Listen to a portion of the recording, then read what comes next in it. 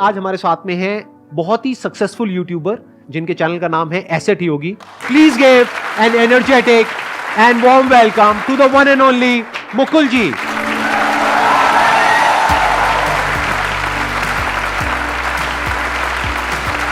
What an energy, sir.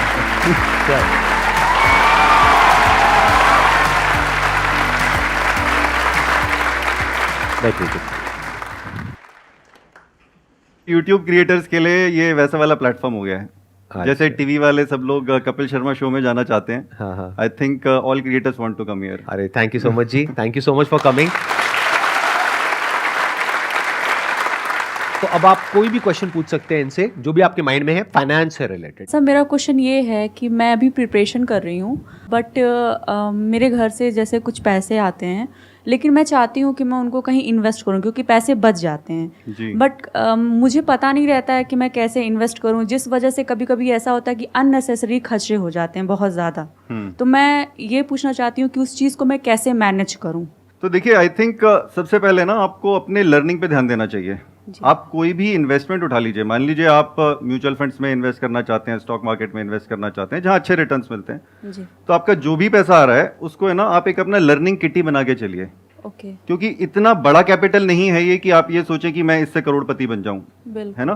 तो आपको पहले ध्यान देना है कि मेरी कैपिटल कैसे बड़ी हो। तो कैपिटल बड़ी करने के लिए क्या करना होगा, आपको पहले सीखना होगा।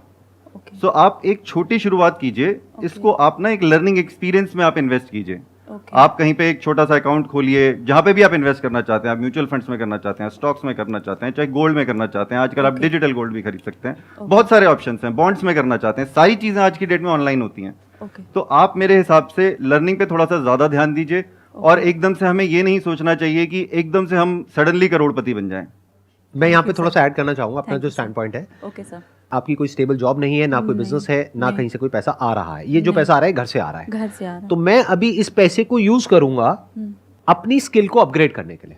फॉर एग्जाम्पल आप कहते हैं कि मेरे को अभी जो मैं कर रही हूँ वो तो मैं कर ही रही हूँ, उसके साथ साथ में मेरे को कम्युनिकेशन स्किल्स को बेटर करना है, तो उसके लिए आप कहीं पर कोई कोर्स ज्वाइन कर सकते हैं। कम्युनिकेशन स्किल्स के लिए, सेल्स एंड मार्केटिंग के लिए और सब चीजों के लिए शॉर्ट टर्म कोर्सेज होते हैं बहुत सारे।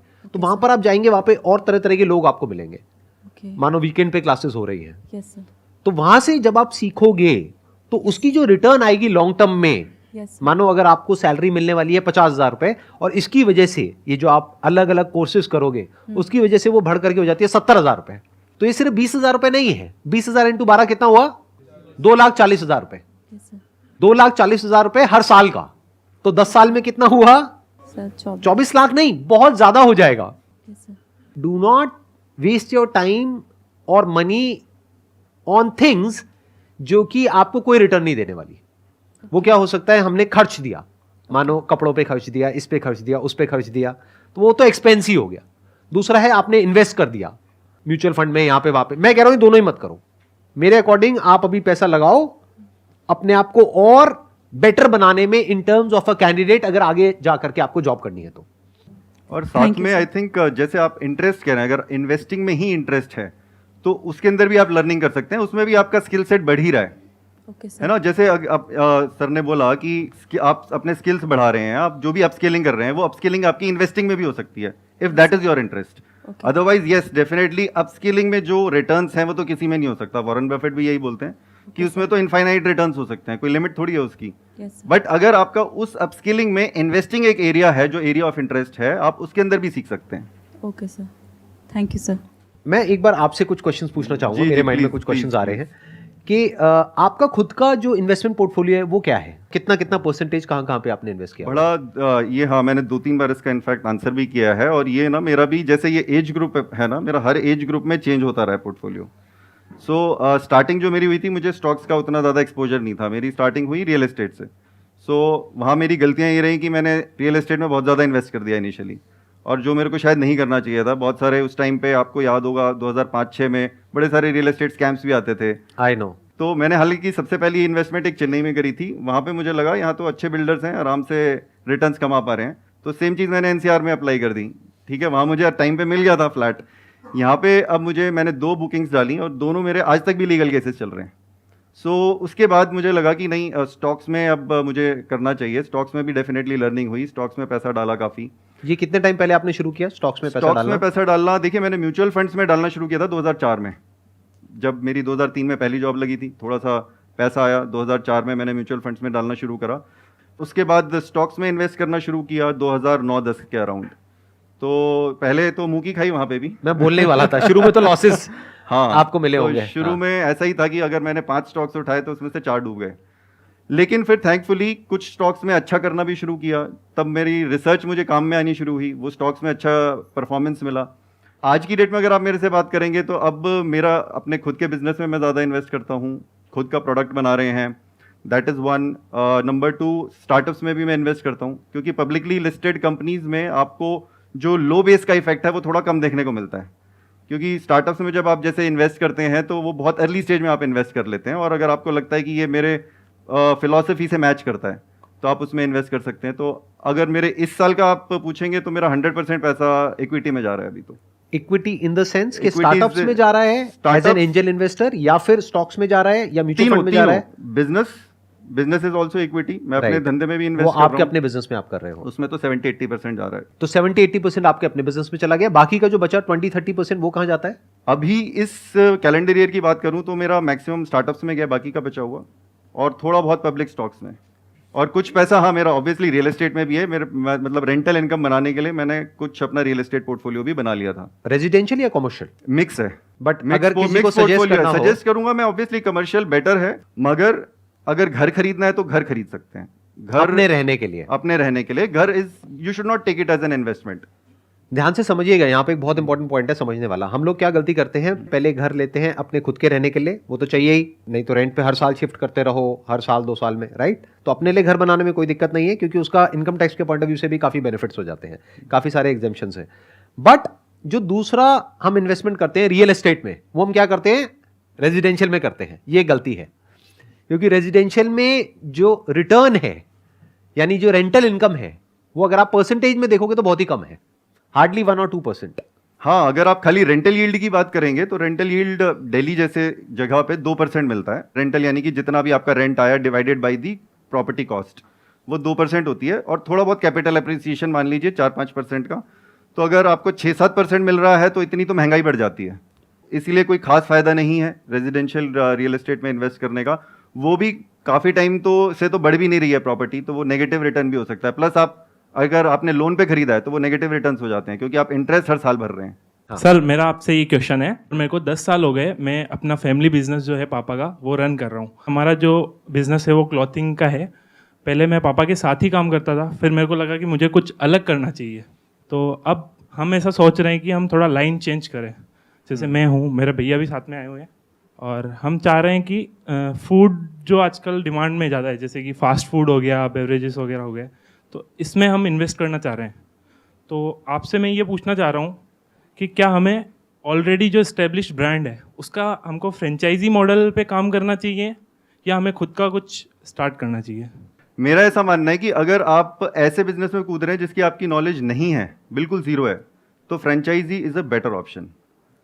फॉर एग्जाम्पल मैं आपको बताता हूँ कि 2007-8 में जब मैंने अपना MBA पास किया था, तो उस टाइम पे मैं बहुत ज़्यादा स्टार्टअप्स में काम करना चाहता था, बट स्टार्टअप्स थे ही नहीं, तो लगा फिर खुद ही करना पड़ेगा। लेकिन अगर आपको ऑप्शन मिल रहा है, अगर आप फ्रेंचाइजी से सीख सकते हैं, तो वो मेरे हिसाब से बेटर ऑप्शन है। बट एनीवे वो आपकी चॉइस भी है। कई लोग ये भी सोचते हैं कि मेरे को स्टार्टिंग से ही अपना ब्रांड बनाना है, लेकिन आप जो भी करें पहले उसके अंदर ना रिसर्च ज़रूर कीजिए। अगर आप अपना खुद का भी ब्रांड बना रहे हैं तो 1 साल तक ना आप उसको स्टार्ट मत करना, आप पहले 1 साल तक उसके बारे में पढ़ाई करना कि बाकी लोगों ने कैसे किया, ब्रांड कैसे बनाया। और जैसे आप अपनी एग्जिस्टिंग बिजनेस के अंदर भी जो प्रॉब्लम फेस कर रहे हैं, वो शायद कहीं ना कहीं ब्रांड नहीं है, आप बहुत सारे लोगों के साथ compete कर रहे हैं। Yes sir. तो चाहे आप अपने क्लोथिंग की बात करें, बिजनेस की, जब आप ब्रांड बनाएंगे तो नेचुरली लोग अट्रैक्ट होंगे।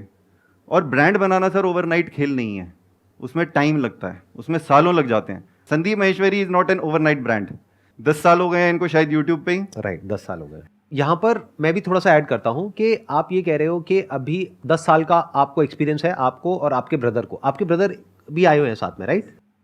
थोड़ा सा आप लोग मेरे को बताइए अपने बिजनेस के बारे में। सर मेरे फादर जो है वो पिछले 30 साल से बिजनेस कर रहे हैं क्लोथिंग का, और हमने रेडीमेड का स्टार्ट किया है। इनिशियली तो मेरा भाई भी उनके साथ ही था क्लोथिंग में, और पिछले 4 या 5 साल से हम गारमेंट्स का काम कर रहे हैं। गारमेंट्स किस तरह के? फेमिन के, मेन के? फैमिली शोरूम है जिसमें किड्स का भी मिलता है और मेंस का और लेडीज़ का सब मिलता है। किड्स का भी है, मेन का भी है, लेडीज का भी है। जी। आपने कहीं पे शॉप खोल रखी है या कोई शोरूम खोल रखा है? जी सर। तो अभी हमारे टोटल 4 काउंटर हो रखे हैं, जिसपे एक पे मेरे पापा बैठते हैं, एक पे मैं बैठता हूँ, एक पे मेरा भाई बैठता है और एक मेरे बड़े पापा का काउंटर भी है।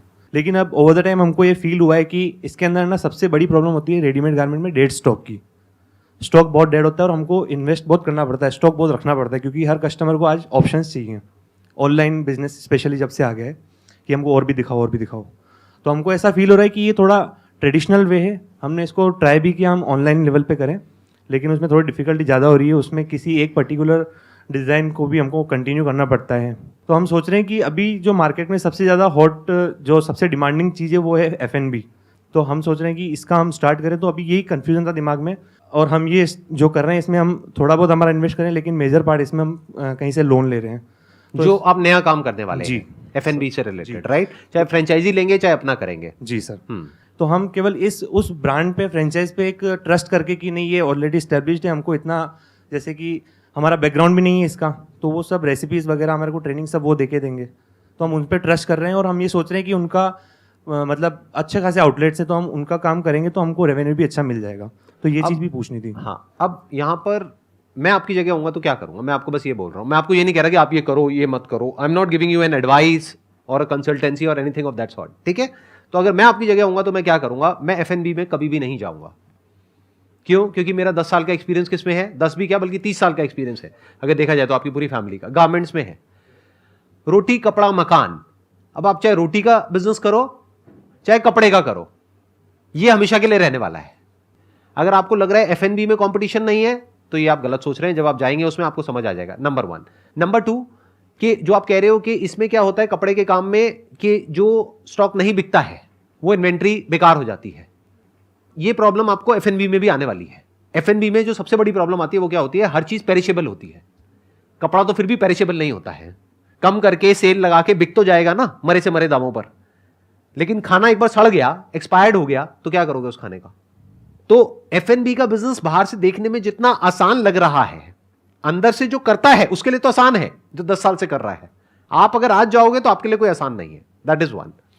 दूसरा, फ्रेंचाइजी के ऊपर हम क्या करते हैं? हम ये समझते हैं कि ब्लाइंडली हमने किसी की फ्रेंचाइजी ले ली और बाकी तो काम हो ही जाएगा। ऐसा नहीं होता है। मेरे बहुत सारे फ्रेंड्स हैं जो कि फ्रेंचाइजीज देते हैं, यानी कि ओनर्स हैं, तो मुझे अंदर की सारी बातें पता है। बहुत बार क्या होता है, उनकी जो फ्रेंचाइजीज खुलती है ना उसमें से बहुत सारी बंद हो जाती है। क्यों बंद हो जाती है? क्योंकि जो पर्सन उस फ्रेंचाइजी को चला रहा है उसका भी स्किन इन द गेम होना बहुत जरूरी है। उसकी भी थोड़ी नॉलेज, अंडरस्टैंडिंग, टाइम, उसको सब कुछ देना पड़ेगा उसमें, तब जाकर के वो काम चलता है। तो बहुत सारे फैक्टर्स हैं वहां पे, और वो भी एक दिन में नहीं चलता है। ऐसा नहीं आज आपने खोला और कल चल गया। तो ध्यान से समझिए मेरी इस बात को। ये हम सब एक बहुत बड़ी गलती करते हैं बिजनेस में। ये सब करते हैं। हम क्या करते हैं? अपनी लाइन को चेंज करने के बारे में सोचते हैं जब इस लाइन में प्रॉब्लम आती है। अरे जो भी प्रॉब्लम आ रही है ये आपकी अपनी लाइन है। इसको ऐसे देखो, आपकी अपनी एक जिंदगी है, मेरी अपनी एक जिंदगी है। आप कहोगे यार इसकी जिंदगी बहुत बढ़िया है, क्यों? दूर से देख रहे हो। अगर 2 दिन के लिए हम अपनी बॉडीज एक्सचेंज कर लेना, हमारी ब्रेन्स आपस में कनेक्ट हो जाती है। आपको मेरी लाइफ जीने के लिए मिलती है 1 हफ्ते के लिए, और मेरे को आपकी लाइफ जीने के लिए मिलती है। आपको क्या लग रहा है यहां पर इस बॉडी में आने के बाद में आपको बहुत मजा आने वाला है?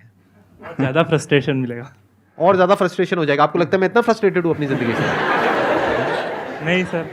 नहीं सर ऐसी बात नहीं है, बट जिस लेवल पे मैं अभी हूँ उसके कंपेयर में मैं उस टास्क को, जो आप जिस लेवल पे आप उनको सॉर्ट आउट करते हो, जितना इजीली लेट गो कर देते हो, उस लेवल पे शायद मैं नहीं कर पाऊँ। और मैं अगर आपकी जगह पे आ जाऊंगा तो मैं कंफ्यूज हो जाऊंगा। क्यों? क्योंकि आपको 10 साल 20 साल का एक्सपीरियंस है उस सिचुएशन को टैकल करने का। मेरे को 2-3 साल लगेंगे उस लेवल तक पहुंचने में कि मैं आपकी लाइफ की जो प्रॉब्लम्स है उसको टैकल कर सकूं। मैं अपनी लाइफ की प्रॉब्लम्स को तो टैकल कर सकता हूं, आपकी लाइफ की कैसे करूंगा? तो ये F&B के चक्रों से बाहर आ जाओ। या मैं आपको ये नहीं कह रहा आप बाहर आ जाओ, अगर मैं होता तो मैं इन चक्रों में नहीं पड़ता। मैं क्या करता, अपनी लाइन है, 10-20 साल का 30 साल का एक्सपीरियंस है, इस लाइन में बहुत कुछ किया जा सकता है। आपको एक मजेदार बात बताऊं, बहुत कमाल की, मजा आ जाएगा सुन करके। इस वक्त I can give it to you on a blank piece of paper in writing कि जो लोग F&B में लॉसेज उठा रहे हैं, यानी कोविड की वजह से बहुत सारे लोगों के रेस्टोरेंट्स बंद हुए हैं, वो भी पता है क्या सोच रहे होंगे अपने घर में बैठ करके? कि मेरे को क्लोथिंग का काम करना है, गारमेंट इंडस्ट्री में आना है, ये काम बढ़िया है, ये कहां मैं F&B के चक्करों में पड़ गया।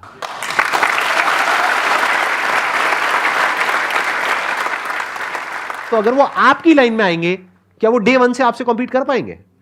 आपके पास में पीछे से सप्लायर्स हैं, पूरी एक चेन बनी हुई है, डिस्ट्रीब्यूटर्स हैं, आपको कहीं जाना नहीं पड़ता है, एक फोन करते हो सारे काम हो जाते हैं, आपको सारा पता है अंदर का कैसे होता है, क्या होता है। बस प्रॉब्लम क्या है, आप अभी ऑफलाइन कर रहे हो और धीरे धीरे हर चीज ऑनलाइन शिफ्ट हो रही है।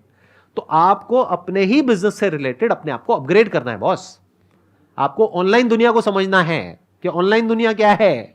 तो वहां से पैसा कमाना आपके लिए कुछ दिनों का या कुछ हफ्तों का या कुछ महीनों का काम है, और एक नई इंडस्ट्री में जाना F&B में या किसी में भी, और वहां पे जाकर के पैसा कमाना, वो कुछ सालों का काम है। वहां पर जीतने की पॉसिबिलिटी बहुत कम है, यहां पर हारने की पॉसिबिलिटी बहुत कम है। तो ये काम छोड़ करके हम एक ऐसे काम में क्यों जा रहे हैं जिसके बारे में हमें कुछ भी नहीं पता है। जैसे संदीप जी ने बोला, ये पॉइंट बहुत अच्छा है कि जिस चीज़ में हमें नॉलेज है उस इंडस्ट्री में हम बेटर परफॉर्म कर सकते हैं। अब उस इंडस्ट्री में आप ये आइडेंटिफाई करो कि कौन सा घोड़ा बहुत तेज़ भाग रहा है और उस घोड़े पे मैं चढ़ जाऊं। अब मैं आपको अपना एग्जांपल भी देता हूं। मैं ना ब्लॉग्स लिख रहा था, assetyogi.com ब्लॉग था मेरा पहले। फिर सडनली पता चला कि वीडियोस का तो बहुत तेज़ घोड़ा भाग रहा है, इन्वेस्टमेंट भी कुछ नहीं है। सीक्रेट बता रहा हूं मैं, बहुत सारी ब्रांड्स का ध्यान दीजिएगा। बहुत सारे प्रोडक्ट्स अमेजॉन तेज घोड़ा है भागने का, उसके ऊपर सवार हो गए, फ्लिपकार्ट पे सवार हो गए, आज की डेट में जोमेटो के ऊपर सवार हो गए, स्विगी के ऊपर सवार हो गए। आज की डेट में आप F&B बिजनेस की बात कर रहे हैं, क्लाउड किचन खोल रहे हैं लोग, दिखता भी नहीं आउटलेट तो कि कहां से आ रहा है। कितने बड़े बड़े बिजनेसेस बन गए। कोई इतना तेज घोड़ा भाग रहा है क्या कि आप जिस पे चढ़ पाएं। यूट्यूब से बहुत सारे बिजनेसेस शुरू हो चुके हैं, कुछ $1 बिलियन कंपनीज बन चुकी हैं। बात यह है कि क्या आप ऐसा घोड़ा आइडेंटिफाई कर सकते हैं जो आपको सूट करे, जहां पे आप काम कर सकते हैं, और उस घोड़े पे सवार हो जाइए। और ये बहुत अच्छा बिजनेस है, कोई खराब बिजनेस नहीं है। Fashion business is a good business. यहाँ पे हर साल नए कपड़े चाहिए लोगों को, इतना तेज होता है चेंज।